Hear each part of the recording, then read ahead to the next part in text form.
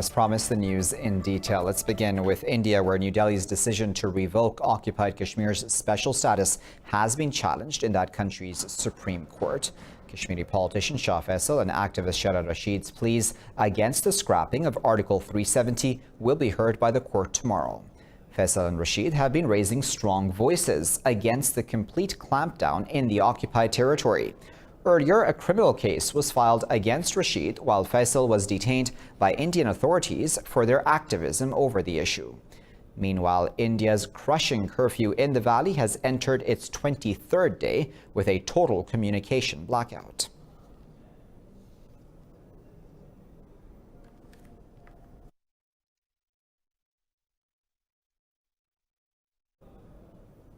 Well, Pakistan's Foreign Minister Shah Mahmood Qureshi says the Organization of Islamic Cooperation should call upon India to allow a fact-finding mission to visit occupied Kashmir. In a telephone call with the OIC Secretary General Yusuf Al-Uthaymin, Qureshi said India's actions in occupied Kashmir have threatened regional peace. Qureshi said a meeting of the OIC contact group on Kashmir should be convened at the ministerial level to evolve a strategy on the situation. Al-Uthaymin said the OIC will continue to play its role in support of the Kashmiri people. Qureshi also spoke to his Turkish counterpart Mevlut Çavuşoğlu and briefed him over the situation in occupied Kashmir. Meanwhile, the Special Envoy for Diplomatic Outreach, Ambassador Tahmina Janjua, briefed the UN Human Rights Council in Geneva about rights violations in occupied Kashmir.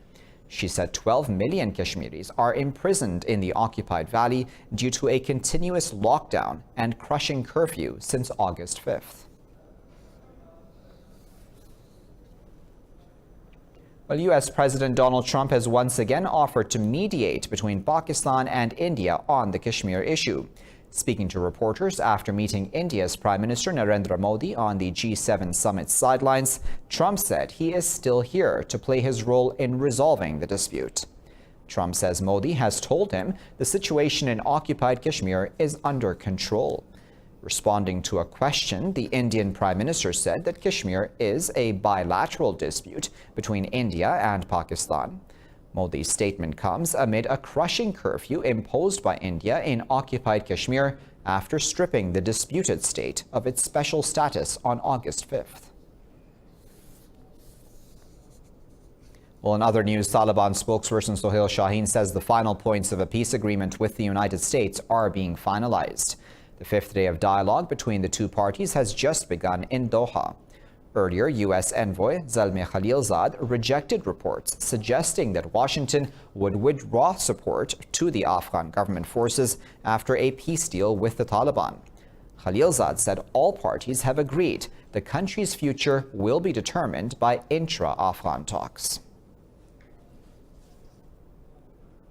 The French President Emmanuel Macron says G7 nations have agreed to release $22 million to fight raging fires in the Amazon rainforest. The worsening crisis has fueled a row between Brazilian President Jair Bolsonaro and his French counterpart Macron. The G7 group has also agreed to support a medium-term reforestation plan, which will be unveiled at the United Nations next month. Many world leaders have criticized Brazilian President Jair Bolsonaro's government for not doing enough to tackle the blazes.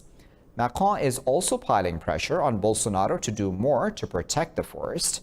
Bolsonaro has accused the French president of treating Brazil like a colony or no man's land. UN Secretary General Antonio Guterres, for his part, has also called upon G7 leaders to mobilize more resources in the future to protect the Amazon. Well, as the world remains focused on the disastrous fires in the Brazilian Amazon, wildfires are also wreaking havoc in neighboring Bolivia's Chiquitano dry forest. The inferno has already consumed 1 million hectares of forest. More in this report.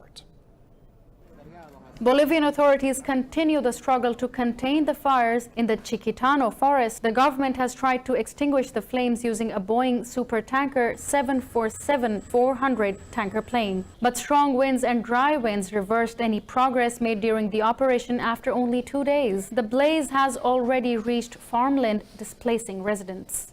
I can say it's traumatic because children get scared when we arrive. When we try to get them out like this, because we could say that we have taken them by force, because there are people who don't want to leave their houses, their animals, because they live in the countryside. Bolivia's Forest and Land Control Authority says 32% of the Chiquitano forest has already been destroyed. Despite the danger, residents remain reluctant to leave at-risk areas.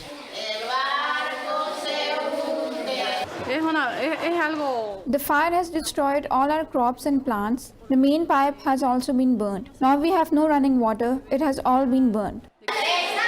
According to official data, 1,817 families have been affected by the fires in Bolivia. On to news coming out of Tehran now, where President Hassan Rouhani says Iran has no intention of talking to the U.S. until it lifts all unilateral sanctions. This comes after U.S. President Donald Trump said he is ready to meet Rouhani in a few weeks to end the confrontation over the 2015 nuclear deal. In a speech, Rouhani said Tehran has never wanted nuclear weapons and is always ready to hold talks. He said Iran will continue to scale back its commitments to the nuclear pact if illegal U.S. sanctions are not lifted. Earlier, President Trump said Rouhani is a great negotiator, but that Washington cannot let Tehran have nuclear weapons. If the circumstances were correct or the right, I would certainly agree to that. But in the meantime, they have to be good players. You understand what that means. And they can't do what they were saying they're going to do, because if they do that, they're going to be met with really very violent force. We have no choice. Let's remain on topic. German Chancellor Angela Merkel says G7 leaders have taken a big step forward to avoid escalating tensions with Iran over its nuclear program. The German Chancellor says all G7 leaders agreed that Iran should not have nuclear weapons. Merkel says negotiations are the right way to achieve that goal. The United States has also welcomed European countries' talks with Iran. U.S. President Donald Trump has said he wants to see a strong Iran and is not seeking a change of leadership in Tehran. He said he was not surprised by the Iranian foreign minister's visit to France to ease tensions with Washington. The Chinese Foreign Minister Wang Yi has called for joint efforts between Beijing and Tehran to protect multilateralism and international norms. Meeting Iran's Foreign Minister Javad Zarif in Beijing, Wang said China is willing to work with Iran to defend multilateralism. In his comments, Zarif rejected foreign interference in the affairs of progressive countries, including Iran and China. This is the third time the Iranian foreign minister visited China this year. The visit comes right after Zarif's surprise appearance at the G7 summit in France. Now, Iran says it has sold the oil aboard a tanker that was released this month after being detained for 6 weeks in Gibraltar. That tanker was seized by Gibraltar police and British special forces on suspicion of shipping oil to Syria in breach of EU sanctions. A spokesman for the Iranian government, Ali Rabi'i, says the owner and purchaser of the oil will decide the vessel's next destination. The ship carrying 2 million barrels of oil was released on August 18th. The tanker's final port of call is unknown. Initially, it listed its destination as Kalamata in Greece before switching it to Mersin in Turkey. The tanker is now reportedly located in the middle of the Mediterranean. In other news, Russian and Syrian government airstrikes have killed 12 civilians in the northwestern province of Idlib. The Syrian Observatory for Human Rights says the bombardment wounded 27 others. The air raids came as Syrian government forces gathered for an assault on the rebel-held town of Ma'arit al-Numan. The town is on the highway between Damascus and Aleppo. Some analysts believe that President Bashar al-Assad is seeking to take control of the highway after his forces seized the key town of Khan Sheikhoun last week. Meanwhile, Russia's Foreign Minister Sergei Lavrov says the capture of Khan Sheikhoun does not violate its agreements with Turkey. Lebanon's President Michel Aoun says Israeli drone strikes in his country amount to a declaration of war. In a tweet, President Aoun said Lebanon has the right to defend itself after the attacks. The statement came as Israeli drone strikes hit a Palestinian faction's position in Lebanon's Bekaa Valley near the Syrian border. The group says there were no injuries in the attack. It says the aggression is a continuation of attacks carried out in Beirut on Saturday night. Meanwhile, meeting ambassadors of the UN Security Council P5 members, Prime Minister Saad al-Hariri said Beirut wants to avoid escalation with Israel. He said the international community must reject Israel's violations of Lebanon's sovereignty. Well, tensions are rising between Israel and Hezbollah once again after those two Israeli drones crashed in the Lebanese capital, Beirut. Now UN peacekeepers are patrolling Lebanon's streets and Israeli jets are patrolling the border. Residents, though, remain defiant, going about business as usual, saying they are ready to protect their land themselves.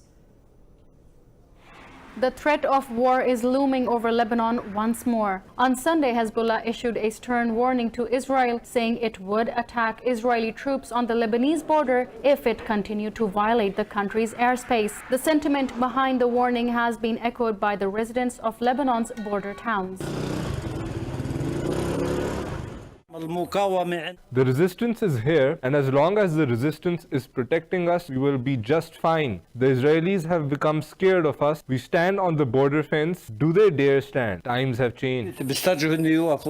Many say they didn't leave their lands during the July war of 2006, and they will not flee if they are attacked again today. Everybody fears war. At the end of the day, that's natural. There's no one that is not afraid for himself and his family. But at the end of the day, the choice is living in humiliation or dying with your head held high. And we will die with our heads held high. Lebanon's President Michel Aoun has said his country has a right to defend itself and likened Israeli drone strikes to an act of war. Israeli troops posted along the border with Lebanon are also on high alert. 100,200 Lebanese citizens died in the month-long July war 13 years ago. Time now for a break. Don't go anywhere, though. I'll be back with much more news after that.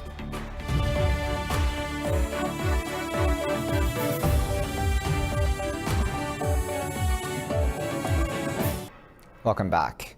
Saudi-led coalition forces have shot down a Houthi drone launched towards the kingdom from Yemen. Coalition spokesman Turki al-Maliki says the drone was destroyed in Yemeni airspace. In a statement, Colonel Turki al-Maliki said the drone was aimed at the southwestern city of Khamis Mushaid. Al-Maliki also said continued attacks by Houthis will end in failure. Saudi Arabia and the United Arab Emirates have again made a call for peace talks between Yemen's government and southern separatists. The two countries called on the warring groups to observe a ceasefire. In a joint statement, the Saudi and Emirati foreign ministries urged both sides to cooperate with a coalition committee and to attend talks in Jeddah. Saudi Minister of State for Foreign Affairs Adel Al-Jubair said Riyadh and Abu Dhabi will make every effort for stability in southern Yemen.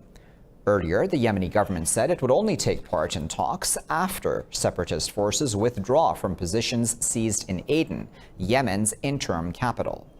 Meanwhile, the Saudi-led coalition in Yemen and the UAE have formed a military committee as well to stabilize the ceasefire in the southern Shabwa and Abyan provinces. The foreign ministries of both states called for dialogue to address the causes and repercussions of the fighting in southern Yemen.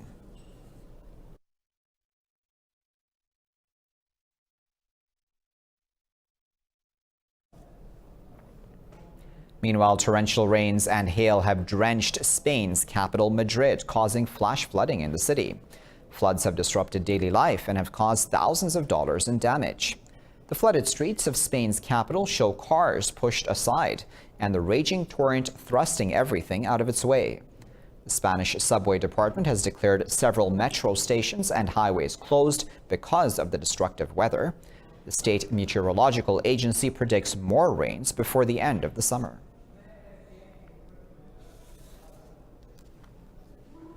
British Prime Minister Boris Johnson says he is prepared to take Brexit talks with the European Union down to the last minute.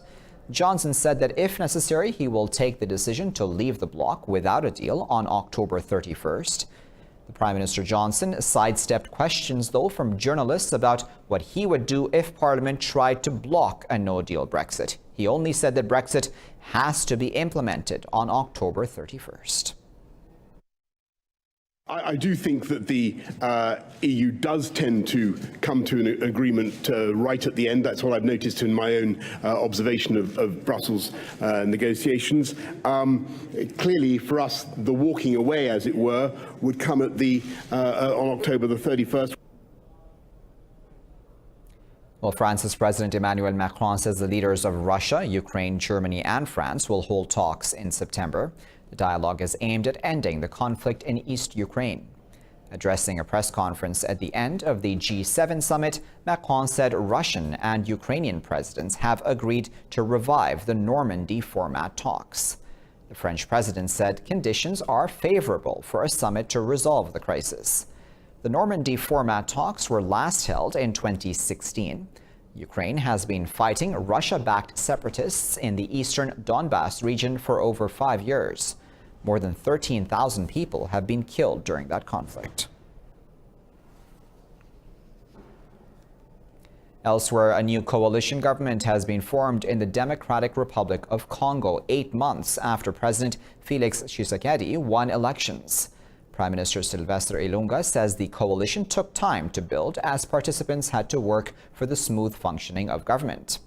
Ilunga says the coalition includes 42 ministers from former President Joseph Kabila's Common Front for Congo coalition.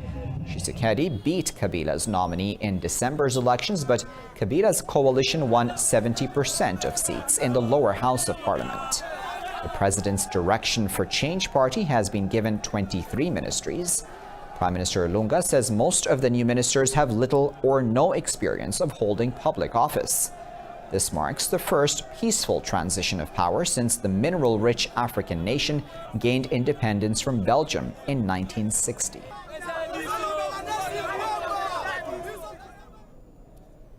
Remaining in Africa, Kenya has shipped its first ever export of crude oil from the port of Mombasa. The country is exporting 200,000 barrels to Malaysia. The maiden shipment has been purchased for $12 million by Chinese trading company ChemChina. British firm Tullow discovered the oil field in Turkana County.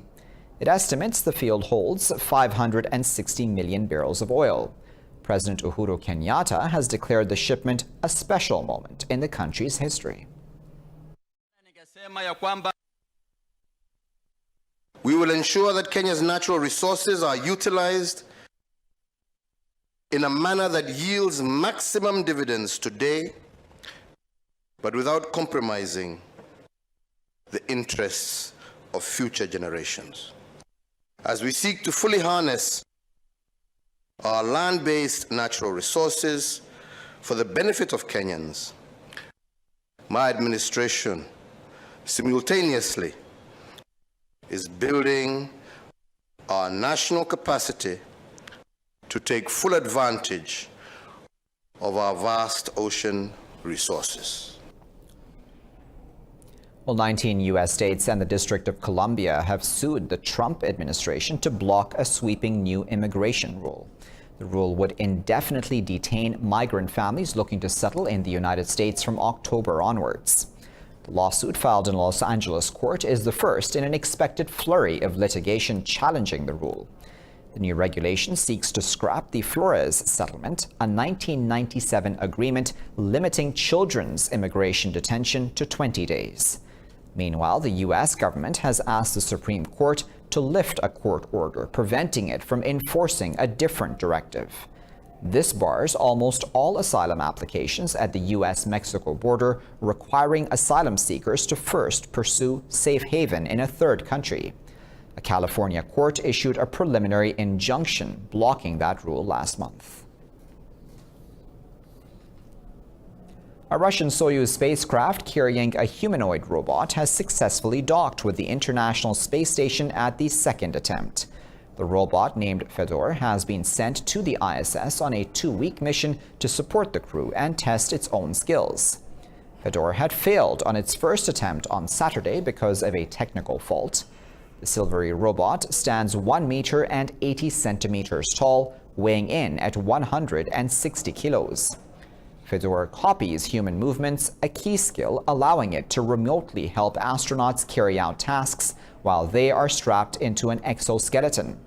It will stay at the space station until early September. With climate change outpacing scientific research, a team of NASA scientists have spent the last 4 summers in Greenland. The ocean's melting Greenland is a mission that drops probes to collect data on how oceans contribute to the rapid melting of Greenland's ice sheet. NASA scientists have landed in Greenland, but not on a summer reprieve. A team is investigating how warmer layers of water off the ocean's coast come into contact with glaciers. They measure the overall effect of this phenomenon by gauging the speed at which glaciers melt. The team is expecting meters of sea level rise in the next 100 years and considers it a huge threat to millions of people. The planet is heating up because of human-caused climate change, and Greenland is feeling the impact in a big way. Now, a lot of people think of the ice here as melting from the air warming, sort of like an ice cube under a hairdryer. But in fact, the oceans are also eating away at the ice's edges. That's because the glaciers flow right into the ocean, and they can feel the warming water and are retreating because of it. 3/4 of the island's coastline are next to the Arctic Ocean, and it is 85% covered in ice. The Arctic region was warmed up twice as fast as the global average, and Greenland has become a focal point for climate research. Stop. This data is valuable because it allows researchers to quantitatively relate changes in ocean temperatures with melting ice. This research can one day help humans affect policy change to reverse the dire consequences of global warming.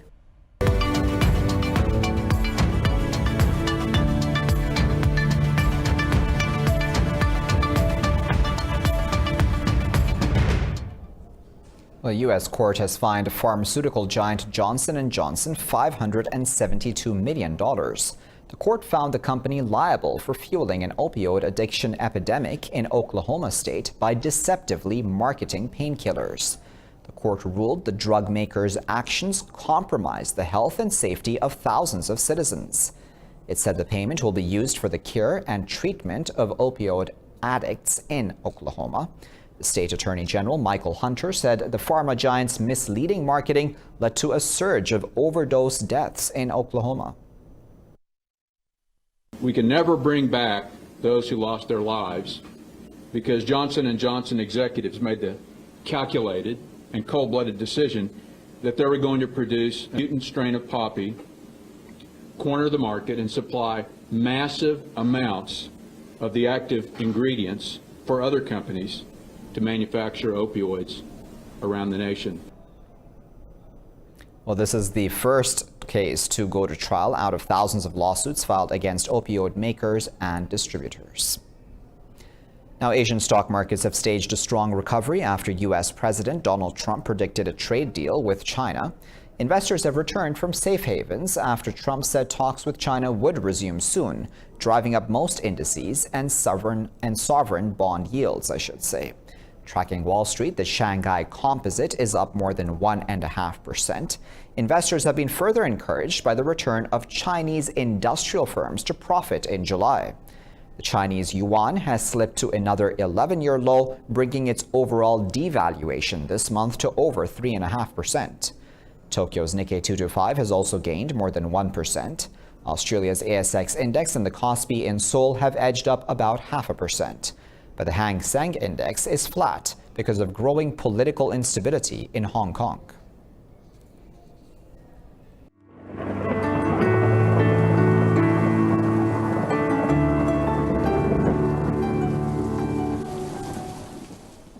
Let's now find out what the weather is like around the world.